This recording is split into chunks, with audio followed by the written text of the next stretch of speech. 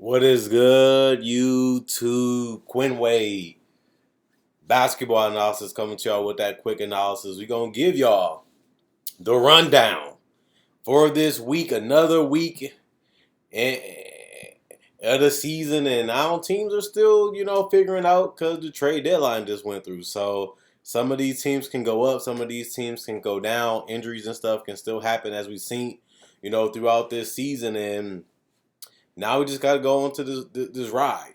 It's the last 2 weeks, the last 2 months at this point, and this is going to decide who's in the play-in games, who's going to be where in the seeding, and then we get to see how these teams lock in for the playoffs. But All-Star Weekend is coming up, so we're going to get a little bit of a break next week as teams can rest, get a little bit healthier, enjoy some of the festivities, and people can get a break from the NBA season for a little bit. And it should be fun for the most part. But as we know, the seeding has changed throughout the entire year. But Miami still number one in the East. They only one game above the Cavaliers. So, they've been holding it down. They've been a difficult team to watch this year. Really been frustrating because so many guys been in and out throughout this whole season. But they still find themselves atop of the East throughout all of it. And they won their last four. Bam is playing his best basketball. Jimmy is now healthy for a long period of time at this point, playing great. Hero has been able to produce off that bench. They made some moves, and now they basically stay pat, with their roster. Obviously, we'll see what they do around the buyout time, but their team has been pretty solid. We knew that they'd be good. We knew they'd be dangerous. We just had to see what happens when everybody can stay healthy and get all, on the court at the same time, which they are starting to do now. We're starting to see how dominant and how good that they can be, which we've seen glimpses of, just not enough of it. But, we'll see how the season ends for them. But as of right now, you got to give the Heat credit. They had a lot of reasons to give up and quit this season. And, things are starting to work out for them right now. We'll see what happens, for the rest of the month. But right now, Miami looks pretty good. And we'll see what they do. Cleveland been a little up and down. They made a trade. Guys was out. Guys got traded. Guys was injured. And, Cleveland still has had probably the most surprise season out of anybody. Nobody expected the Cavaliers to be, a team that could actually finish this season with home court advantage. And that was just something nobody ever thought about, until this point where they have been in this position for about 2 months now. Their defense has improved. They have played well. Guys have stepped up. Guys have really communicated and did the best that they could. They did make the move for Karras. They lost guys throughout this season and just kept battling. Congratulations to Darius Garland for being an all-star. A lot of people liked him in the draft. He was coming off an injury, was able to put it together 2 seasons later, and really was able to put together a pretty good season so far. Jared Allen, got that contract and has been, a solid center in that paint, getting the rebounds, protecting the rim, and finishing. They have a bench that has looked better than previous years, and the coach that they gave that extension to, we didn't know what they would be. We just knew that they liked him as a coach and what he brought to the table compared to the coach before. And at the end of the day, it's working out at this point of the season. So they had a breakout year. You just hope they can continue the success through multiple seasons instead of one. We had to wait and find out to see how this season ends. But overall, probably the most surprised team this year is the Cleveland Cavaliers. The Chicago Bulls have been a little up and down. They've been number one, number two, number three all season. Injuries has happened to Lonzo and Caruso. Even Zach missed some time. DeRozan has finally, got to that team where he can play his game and, has took it to another level compared to the seasons with the Spurs. But that has been a benefit to the Bulls. Vucevic had some struggles in the beginning of the year. Now he's starting to put the rebounds and the points and the scoring and getting more touches instead of just being a guy on the perimeter. And it has really just worked out for this team because everybody just clicking. Guys have been out. Guys haven't been able to stay healthy. And the Bulls have still been able to continue to win and hold a 13 game above 500 record currently right now, and they have key pieces still out. So hopefully the Bulls can get a lot of these guys back before the playoffs start, so we can really see them compete with teams like the Heat, the Bucks, Philly, and other teams in the NBA like the Nets, and see if they really can beat these teams healthy and really make a real run. Because a lot of people look at the Bulls as a team we really didn't know what they was going to be. They could be bad, they could be terrible, they can be amazing, and now they have been pretty consistent at being great this year throughout all the Bulls that they have went through with the roster. And now we just have to see when everybody gets back, how good can this team really be together, even though they added some pieces throughout the season and guys been in and out. Maybe when they put it all together, hopefully around the playoff time, maybe they can make a run. Then we can really see how good this Bulls team against the best. The Bucks have had the same. They have a lot. Drew Holiday missed some time. Middleton missed some time. Brook Lopez is still out. Giannis has been the consistent guy on this team throughout the entire season. That's why he is in the MVP conversation. But the Bucks, the Bucks have had a little problem this year with consistency because of that. 1 minute it looks like the Bucks is the best team in the East. Then it looks like anybody can beat them. Their defense looks great, then it doesn't. Their offense look amazing, then it doesn't. That's something they're gonna have to figure out. The Bucks have had that problem for multiple seasons, especially since the Drew Holiday trade. But that's something that you never really know. Playoffs is really about matchups, what team you face, what condition they're in, who's healthy or not. So the Bucks are still contenders. They're still dangerous. They're still deep. They still have Giannis, who's one of the best players in the league. They still have Middleton and Holiday around them. Still got a great coach and still got great pieces, like I said, around them. So this is still a dangerous team. You still got to give them respect. They still are the defending champs, and they can just beat anybody just like any other contender. So you still got to watch out for them. Philly, they are now 10 games above 500. They finally got rid of Ben Simmons, which honestly we all know they probably should have been did before they even got to this point. And now we just got to see how Harden and Embiid work. Embiid has continued his dominance over the last 2 months, even against the Thunder. So he has it figured out. They still going to have a different lineup, different style of play because they bring in another player that can change all that and will, because his play style will be affected on his team. And we just going to have to see how healthy Harden going to be as he's injured right now. And then we just got to see how him and Embiid fits and play together. And Doc Rivers is a great coach, so it's his job to figure it out, put it together, and make it work with the roster that he has. And we'll see what they do. But Philly has been pretty good, the last 2 months. Embiid has been healthier than ever, dominant than ever because he's been healthy. Now we just have to see, can he stay healthy for the remaining of the season, how him and Harden fits, and see if he can stay healthy and dominate even in the playoffs. That's the big challenge for this team. The Raptors have been surprising, as nobody thought that they can go on this streak. People had questions about Siakam. Should we get rid of him? What should we trade him for? Is Scotty Barnes better? Will Scotty Barnes take his place? And then you realize Siakam and Scotty Barnes are in the starting lineup. OG hasn't had that all-star breakout season, but he has been solid and has an improved season from last year, which is still good. Van Fleet has become an all-star this year, becoming that assist guy, defender, scorer, a guy that can really run the offense and be patient and make sure everybody gets to their spots. Gary Trent has been that scorer that can have big games and be a consistent force for them, even in games where he's not as big. But, this team still plays together, well coached, still has some problems with the bench, and now they're starting to get that continuity back. They're starting to get that flow back, and now we're starting to see that Raptors team that we knew could be in that playoff race. We didn't know they can be a legitimate playoff team until now, but teams have made moves and trades too, and that has opened up the Raptors for a chance to, continue to play good,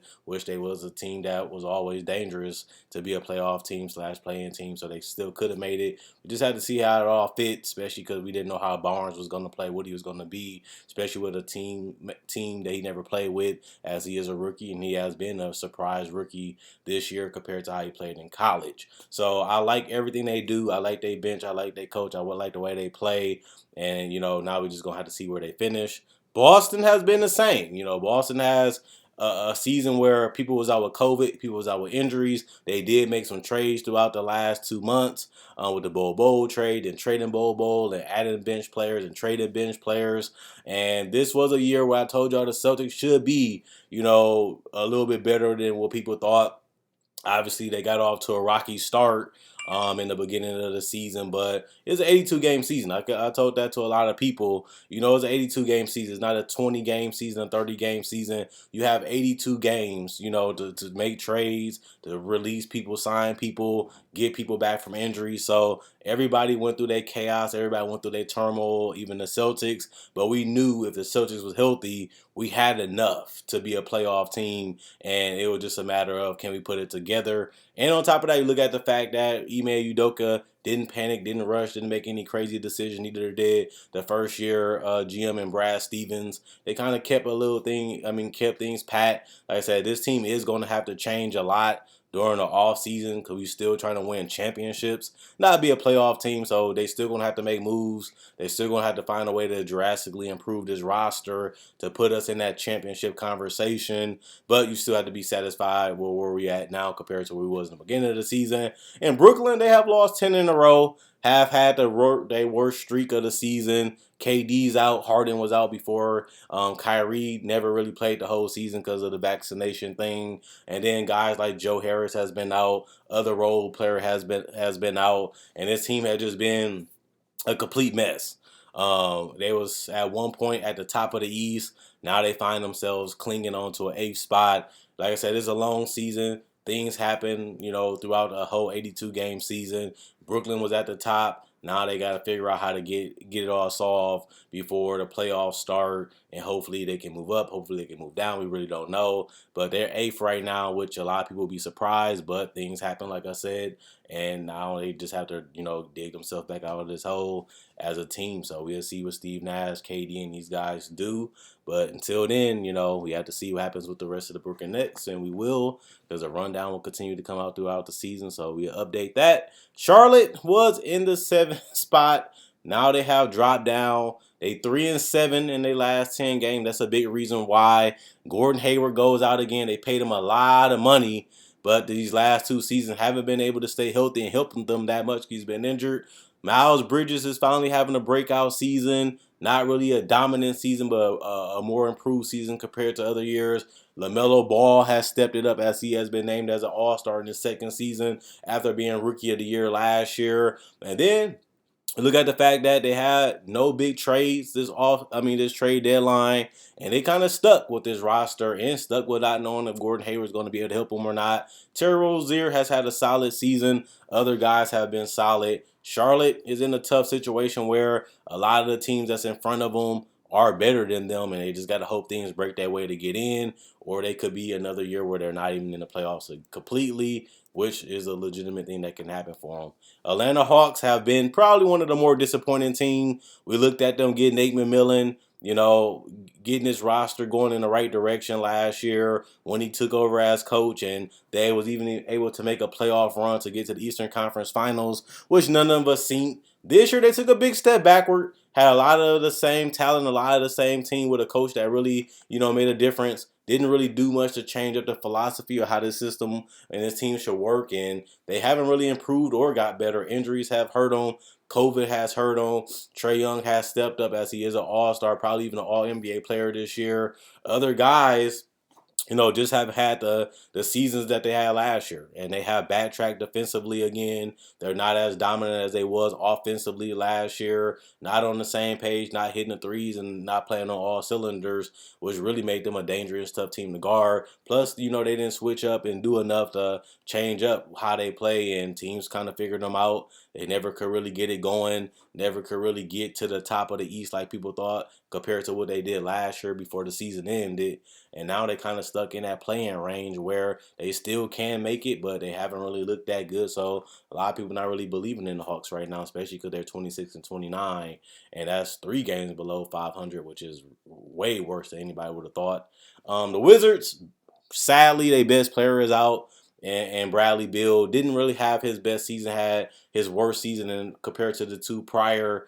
and now he's out for the rest of the season. So this team went from being a playoff team for the first 2 months, and as the season progressed, now they're not out of the play-in too, and now they're just in a situation where do they go now? Bradley Beal is eligible for extension. Plus, he didn't even play this year. Plus, they're not a playoff team. Plus, they have a bunch of veterans. Then they didn't trade something. They traded Montrez. And now they got KP, who's going to be gone probably because him and Bradley Beal don't already fit. Plus, you don't want to pay him a lot of money considering that if him and Bradley Beal don't fit, then you're kind of stuck being a mediocre team on top of it. So, this is a tough year for the Wizards fans. This was a season where you really wanted to see what Bradley Beal was as a leader, as a player. Can he really, take that mantle and lead this team as the best player on the roster? It looked like that, most likely, and will end like that this season. And now it's just about seeing, who's worth keeping, who's worth building around, who's worth trading in the offseason, including Bradley Beal for the Wizards,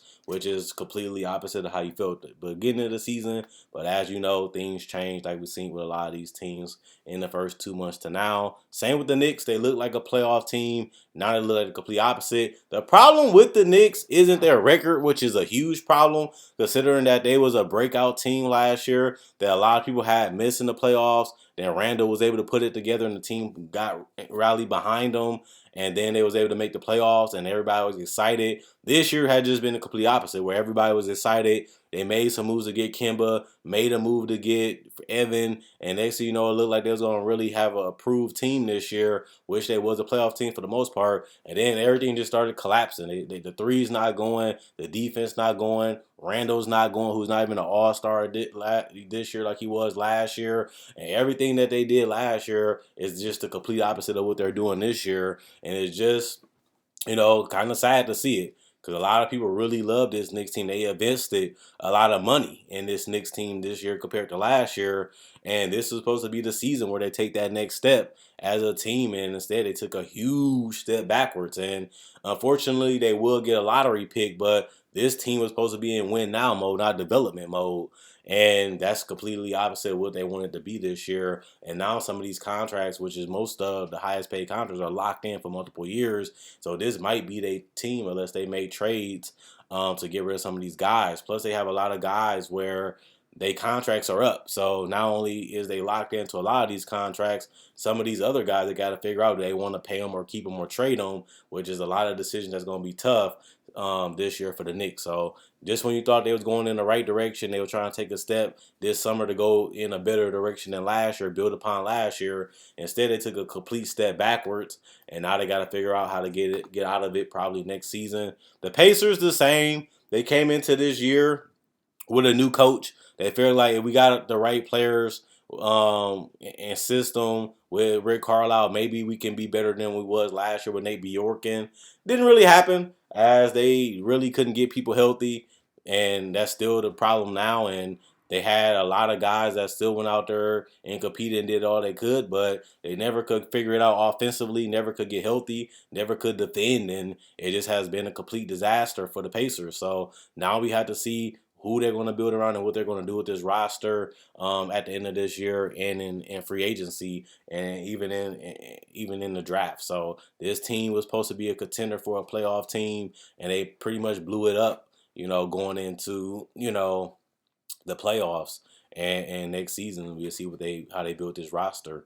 Orlando, still one of the worst teams. Still trying to figure out what they're trying to do. They added more talent with Bobo and PJ, but those guys are out for the season, so they're not going to play anyway. Guys like Franz has been solid. Jalen Suggs has been putting it together. Cole Anthony has had his best season. Bamba looks like an actual NBA player, which wasn't the case the last 2 seasons. And now things don't look as bad. I know their record is terrible. They have been embarrassing. But when you got a lot of young players that don't know how to win, don't know who they are, don't know what to do, and then they're trying to figure everything out at the same time while still playing with each other, it's tough. And that's what rebuilding in teams, usually go through. That's why I thought they'd be terrible this year. But this is something that they just build upon. You get the familiarity, you work on your game, become better, you grow together, and then you just use that to become a better team in the future. And then they can add another lottery pick on top of that, which we will have to see what it is. And same with the Pistons. Grant been out for a while. They didn't really have much. Then you look at the fact that Cade was out too after having a strong 2 months. He missed a couple games and is back today. But that's really about it for this team. Got a lot of solid players, and that's really about it. No superstars or franchise changing players right now. As Cade is a rookie right now, so he's not that he can develop into that in the future. But we'll see what happens with this Pistons. Obviously, they need more talent. They need more pieces. And that's something they're going to have to continue to add throughout the season. Throughout the years with this team. And we'll just see what they become in the future. So this team is tough, but, it's brutal for young teams. And we knew that would happen. And that's why they've been probably the worst team in the NBA the last 2 years because of that. Phoenix Suns are still the best team in the entire NBA. Still not shocked about that. But the fact that the way they win is just too good. Like, they just going out there just beating everybody any kind of way. The defense, people been in and out. Chris Paul been great. Devin Booker is back now. He's been great. Aiden's still been solid. Had a big game against the Clippers and the Bucks. And this team just has so many weapons. They're deeper than last year. They still got the chemistry from last year because their star lineup is the same. Guys off their bench is just playing, accepting their role, playing well off of each other. This team is a team that they have everything solved, every role solved. Everybody know what they doing, what they supposed to do, and they just all on the same page. We'll just see, how things go for them in the playoffs. But Phoenix just picked off they just picked up where they left off last year. They had a great regular season and a great playoff run last year, and they just having it again, if not better, this year. Now we just gonna have to see the result. Golden State had a terrible year last year because they fought to be a playoff team, but actually didn't make it because they lost in the play-in game. This year, we finally get Clay back, and he has been pretty solid for them. Him and Steph, the Splash Brother, are reunited, but Draymond's been out, who's been the Defensive Player of the Year for a lot of people, but he hasn't played for about a month. And now Golden State has got hit a little bit from it, but they still 8-2 in their last 10, so they're starting to figure it out, starting to play well. This team is deeper than ever compared to the last 2 seasons. Guys are really excelling playing with each other. They do need Draymond back. We're going to see what happens with Wiseman. This team has changed lineups and has changed, the way they play. Steph hit a little bit of a rough patch. Then he's starting to, get his groove back a little bit too. So once they put everything together, guys, have been buying in and playing hard and doing their thing this year. Now we just have to see what they are when they are fully healthy. Hopefully that can be when the playoffs start. Still might be a little rust because a lot of these guys haven't played a long time together since a lot of these pieces are still out. Then they will have to figure it out when it matters most in the playoffs. So that could be a little bit of a problem against some of the other teams. But, it's never really a perfect situation really ever. So Golden State, the best part about them, they're better than they was 2 years ago. They're literally back at the top of the West. Now we just have to see what they do in the playoffs too. Memphis has had a breakout season, 39-18. Ja Morant has been on his 30-point streaks and really been showing that he can score and pretty much manipulate the defense at this point. Other guys like Jaren Jackson is starting to figure it out, staying healthier for a longer period of time, which he hasn't really done until now. Desmond Bane, they traded Grayson Allen because they feel like Bane could be good for them. He has been better than expected for the Grizzlies. And even, they had some guys come back. They even changed up the lineup a little bit. And they look pretty good. So Grizzlies have been better than expected. They had a little bit of a great start. Then they fell off a little bit. Then they climbed all the way back to the top 3. And now we just got to see what they do in the playoffs. Like I said, this team is pretty much a playoff team just like they was last year. The pieces fit better. They're playing together better. Ja Morant is playing better than ever, who's their star player. Now we just have to see how the season ends for them, where they end up at the end of the season, and how their playoff run goes. The Jazz have had backwards. They was one of the top 3 teams in the West for the first 3 months.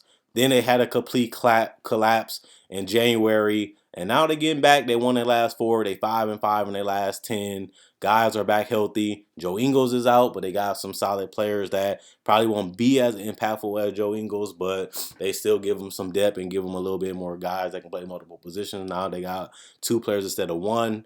But other than that, they still got Donovan Mitchell, Rudy Gobert, the same starting lineup, the same coach, and still solid role players. So for the most part, they still should be fine regular season wise. We just have to see, where they end up in the playoffs, as they have been, pretty consistent, from that part, especially as a playoff team. Dallas, our fifth. Luka got off to a rocky start, starting to put it together, making that MVP case right now, especially because the Mavericks are defending and he's playing out of his mind, going for 50, a triple double or 50. It's just crazy the last couple of months, the last 2 months. Luka had just been showing out. The Mavericks are 7-3. A lot of people said him and Porzingis didn't work out, who has missed 21 games this year. Now they get rid of him. Now they get Bertans, who isn't healthy right now. They get Dinwiddie, who has been hungry to prove himself. We'll see how they fit. We'll see how they play together. But Luka, he's one of the best players. He's most likely going to be all NBA first team this year again. Now we just going to have to see, can they take a step forward, in the playoffs and get out of the first round compared to where they was the last 2 years, which is around the same seeding, around the same position. Now we're just going to see how the result is, in the playoffs. And then you got Denver. Michael Porter goes down. Jamal Murray, we still don't know when he's going to come back. Guys have been in and out of this team, and Jokic has been dominant in the MVP conversation.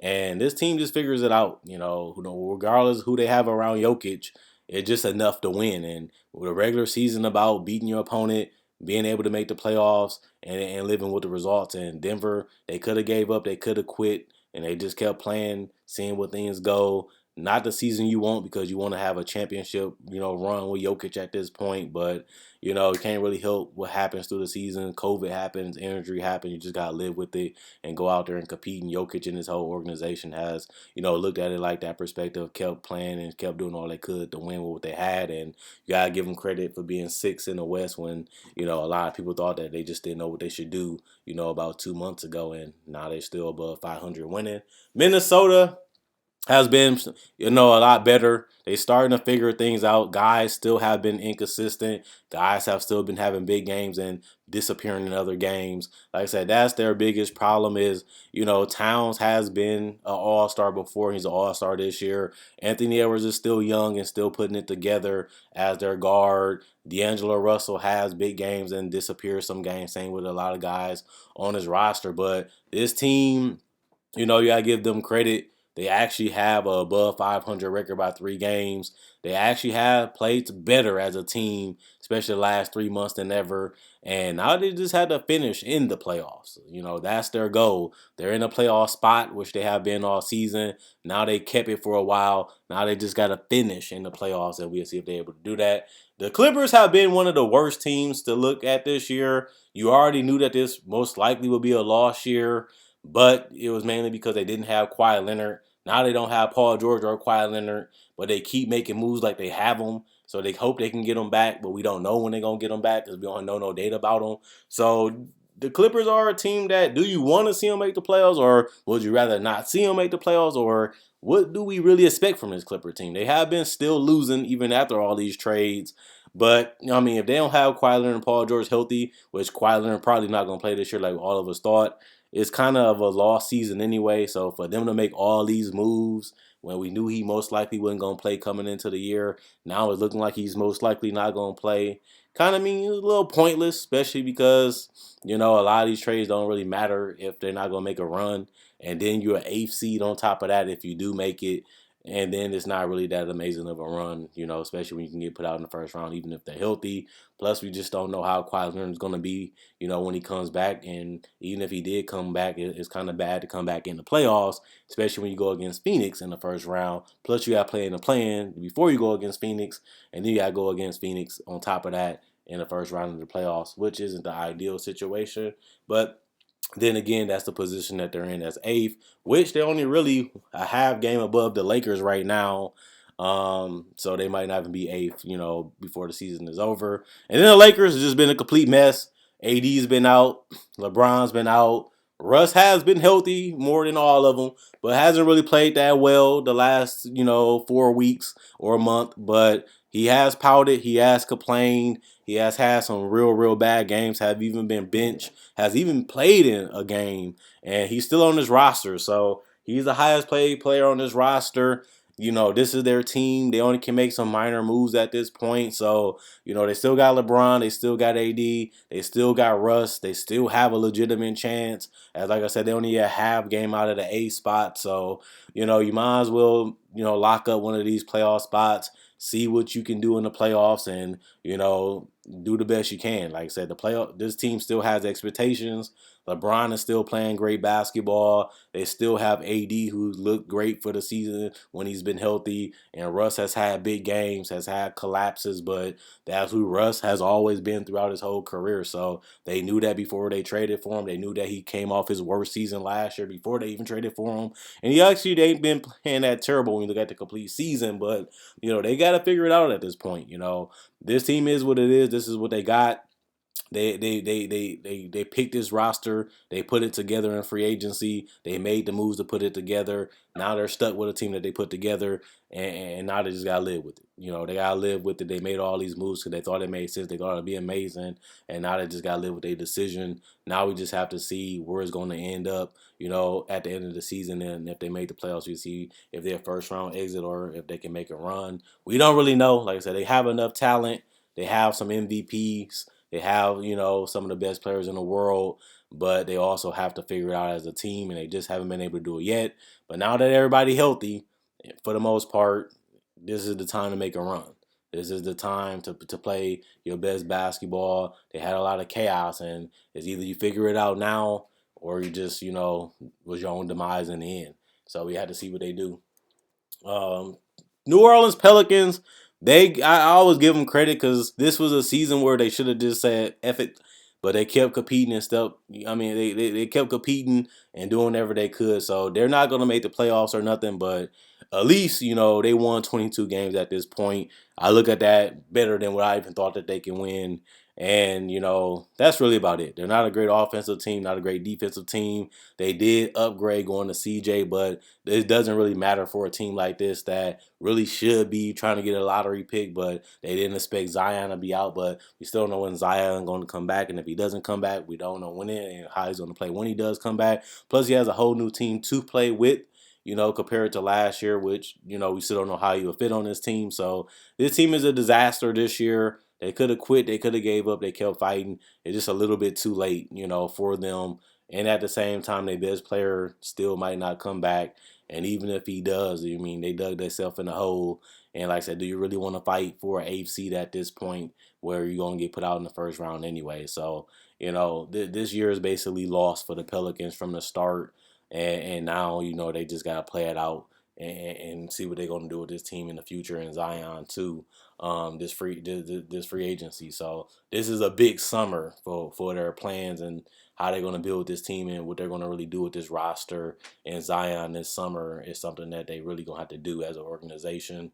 Portland, they have blew it up for the most part. Dame will play again this year, even though he's coming off surgery. Anthony has shined, and Nurkic has still, his goal was to get off this roster. He's still on this roster, so he got to play out his contract too. And they just got a lot of young players. They got to see who they like, who they don't like, who they want to keep, who they want to get rid of. And then they still got to figure out what they're going to do with Dame. But this is the first year Dame might actually miss the playoffs in Portland, which is crazy. But we knew that eventually he'd be leaving, or this was going to come to an end, which it seems like it will eventually. We just got to see, what this team is going to be going into next year, and we can judge them then. San Antonio, still, we knew this was going to be their first rebuilding season, and guys have been traded already, like Derek White and other guys, just because they knew they couldn't keep them.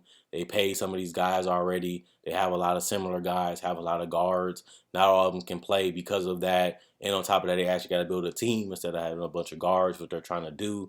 And at the same time, they're still trying to develop and help guys be good. The more they play, the more they fit. The more they don't fit, you realize who you need to get rid of, who you need to get to build a roster. And, that can happen through the draft or trades or even in free agency, which the Spurs have to figure out within the next 2-3 years, so they can get back in their winning ways. So they know they got an all-star for sure in DeJounte Murray. Now they got to figure out how they're going to build a team that can win again, which they are far from. That's why they're terrible this year.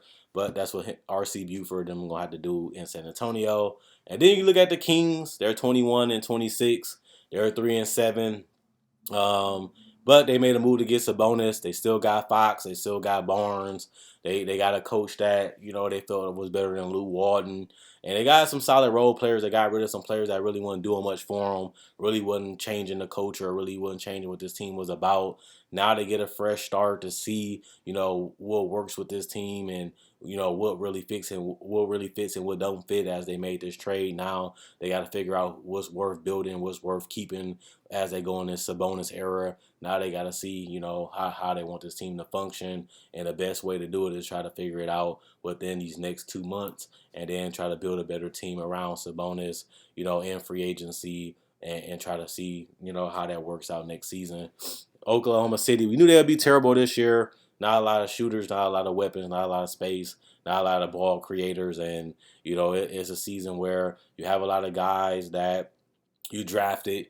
Giddey has been a bright spot as he has improved a little bit the last 2 months and has really been a lot more complete and a little bit more comfortable. Shea struggles a little bit, don't really have that much help, so you got to take some tough ones.